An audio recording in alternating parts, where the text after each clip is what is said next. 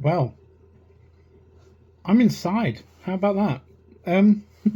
Hey, I thought I'd give you a little bit of an update um, while I'm out of the rain because it's actually pouring outside and it's miserable. So I thought I'd let you know what's going on with the show because I keep telling you bits of what's happening. But for those of you who haven't been to the White Horse Military Show before, what's it all about? What is going to be there? So I thought I'd give you a quick rundown of what I've got planned so far this year with the people who are working with me. So I'm going to blast through this. It's going to be a bit of a quick fire one to tell you about it, just so you've got a picture. So it's a living history festival made from recycled scenery and loads of other stuff. We have over 30 sets going up this year. That's ranging from all sorts of buildings and stuff like that, and bits of things for people to play with. And then so we have at the moment booked in so far this year just over 600 reenactors.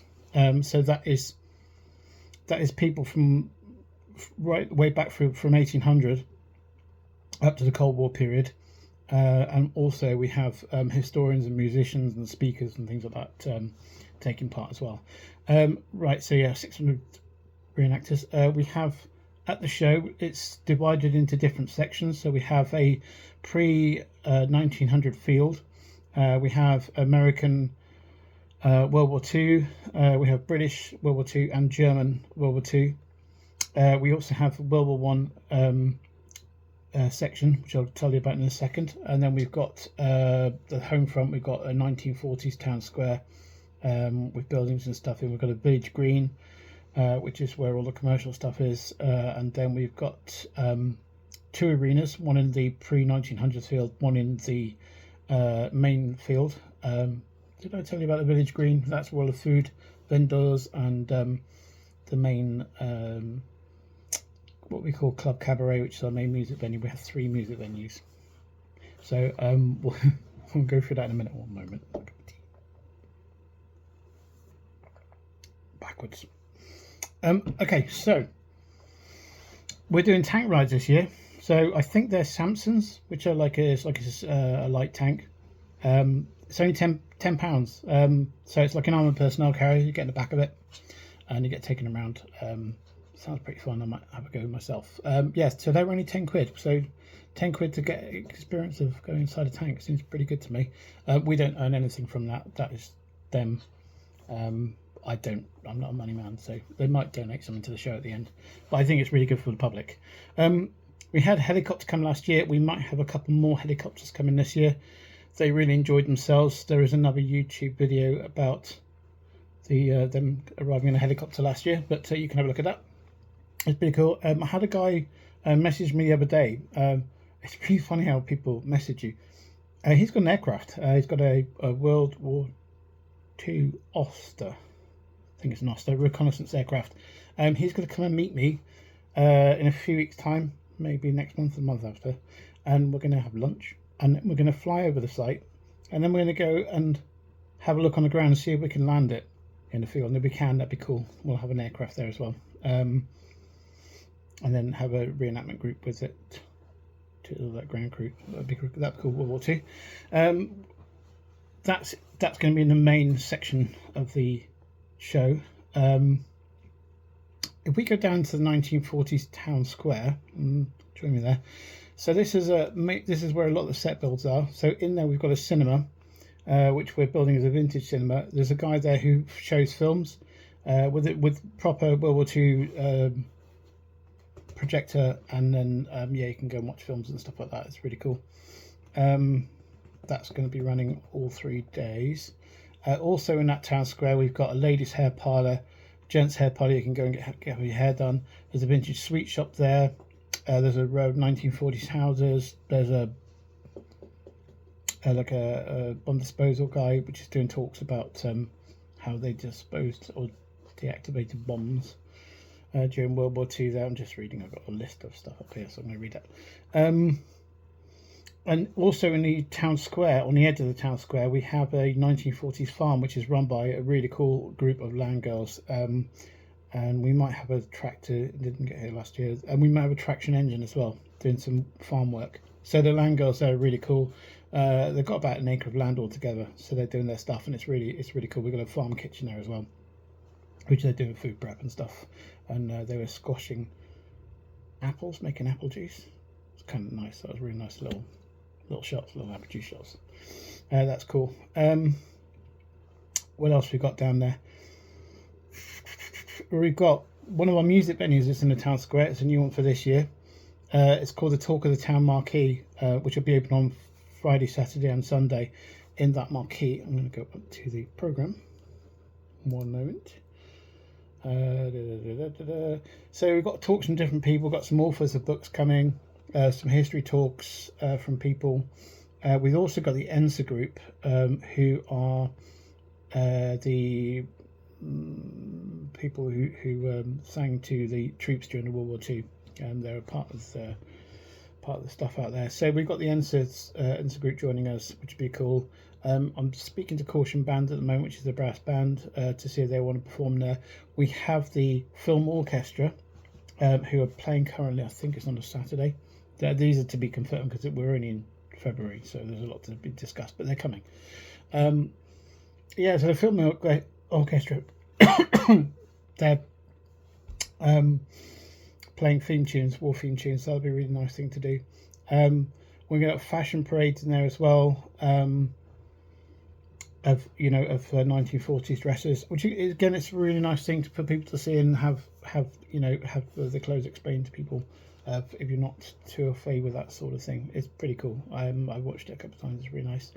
We have the Military Wise Choir. They're playing in the Talk of the Town marquee as well. I think they're playing on the Sunday, just to be confirmed. They're cool.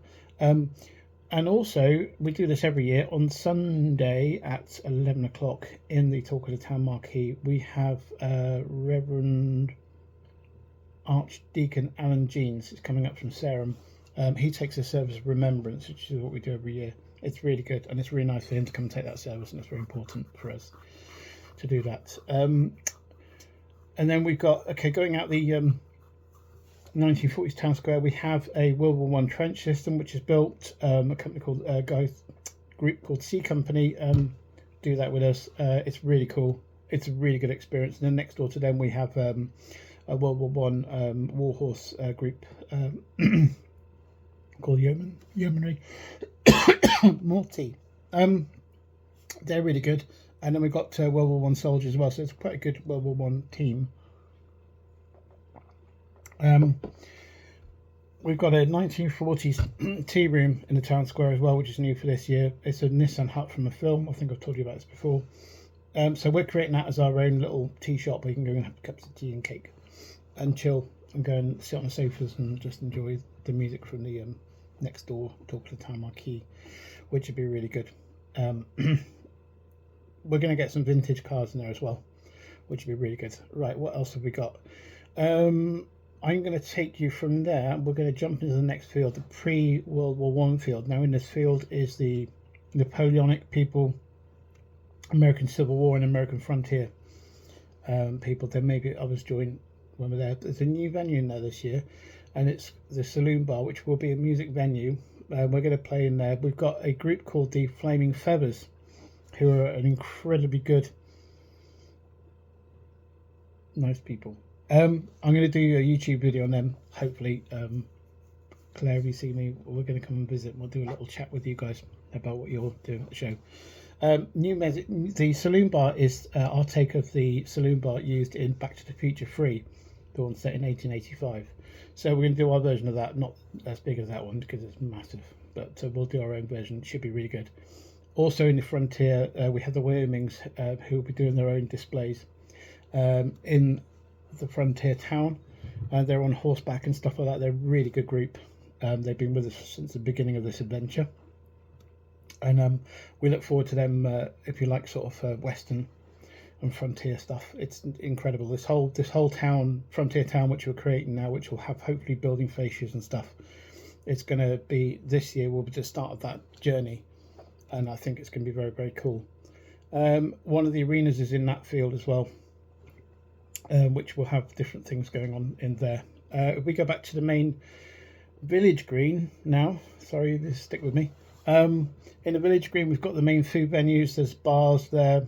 You can get yourself a drink. The main club cabaret is in there. That's where our main singers are. So I've covered all 3 music venues now. In club cabaret, we've got people like Liberty Sisters. We've got May Blossom, Vintage Songbird. We've got Dickie Lyons, Blitztime Sally. Lots of different singers there. We've also got dance classes. So we've got Swing Out Swindon who are coming.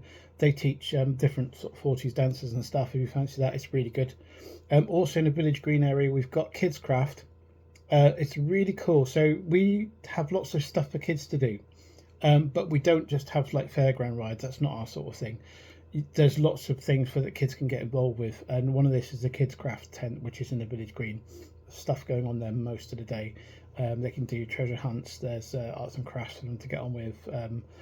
I will do a video of that specifically later because there's a lot to explain in that one, but it's there. It's really cool. For if you'd like to watch vehicles driving around, we've got over 200 vehicles with us this year. We're creating a playpen, and a playpen is basically gives the vehicle owners a chance just to drive about in them. We'll make a couple of obstacles so you can watch the vehicles just drive around. It's not part of the arena, it's just an incidental fun thing. We do have a vehicle circuit all the way around the site, which they might drive on as well, but we're going to risk assess that and make sure that works properly. But the playpen's pretty cool. We've also got a thing called the toy box. If you're a reenactor watching this, lots of scenery pieces that I have, like tank traps and walls and stuff like that. We put all this stuff in an area marked as about 50 by 50 meters square, and we mark it as our toy box, and you can come and borrow stuff to put on your display and then put it back in the toy box at the end of the show. It's just because we know for you guys it's difficult to carry stuff to the show, so that's there for you, and makes your time better, and makes the public, you guys, better too. We have a Vietnam section. We're doing a whole Vietnam thing together this year. We're making some like an outpost, which is pretty cool. We're building watchtowers and stuff like that for it at the moment, which is really good. I'm just checking I've got everything. I'm looking. Saloon, main arena, frontier town, bunker area. Okay, we got a bunker off a film, Generation Z, Jed and Z. We got the gift of that. We put that up, and that'll be taken over by the Germans, and then the British, and then the Germans, and then Americans, and we'll have different things going on there. So that's another little area that we're playing with. The other one is the El Alamein train station. A new build for this year. We're building a 1-to-1 replica of El Alamein train station. We've got a real railway line, which we'll do a video, and that's coming up soon as well. Sorry, there's so much. I mean, there's so much to see. We don't allow public camping, just while you're saying this. It's part of our license agreement. We can't have public camping, but there is a campsite only 4 minutes drive, and I popped there today and they were closed. They will be open. I'm going to talk to them, and we'll put some information about that for you as well. There's loads of car parking, and for accessibility we're going to do a whole thing on that as well. I'm just working with some people at the moment, working out what the best way of explaining that is. Okay, jumping back to the show groups, we have a company called History in Motion. It's our in-house theatre group. We run immersive plays, so you can follow these actors and actresses through the show, and they interact with different people, and it's quite cool. We tried it last year. It's really good. So they perform plays, but it amalgamates itself in between different groups as they go along. I'll explain more about that later. I'm just giving you a quick outline on the show at the moment. Okay, I think we're nearly there. I mean, there's all the trade stands and things like that. There's loads. I mean, the conventional stuff you sort of get. I'm just trying to tell you what is unconventional, which is probably more of us. We did films, miniatures, quiet. I think we're there, guys. That's pretty good. Yeah, thanks for watching. Sorry it's been random, but that is me. Thank you. See you again on the next one.